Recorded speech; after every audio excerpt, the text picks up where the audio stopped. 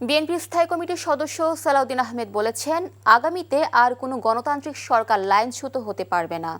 দুপুরে কক্সবাজারের চকরিয়া উপজেলা চিরিঙ্গা ইউনিয়ন বিএনপির কার্যালয়ে মহিলা দলের কর্মী সভায় তিনি এসব কথা বলেন।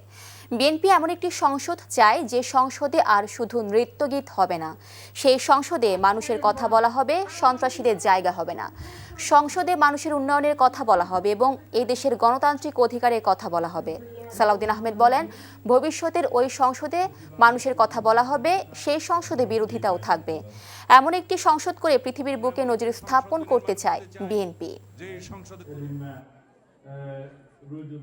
আগামী নির্বাচন হবে বাংলাদেশের অগ্রযাত্রা কোন দিকে যাবে সেটা নির্ধারণের নির্বাচন। আগামী দিনের নির্বাচন হবে বাংলাদেশের মানুষের প্রকৃত গণতান্ত্রিক অধিকার বাস্তবায়নের নির্বাচন, এবং আগামী দিনের নির্বাচন হবে শহীদের রক্তের উপরে দাঁড়িয়ে আমরা যে অঙ্গীকার করেছি, যে প্রতিশ্রুতি করেছি, সেটা বাস্তবায়নের জন্য একটা নির্বাচন।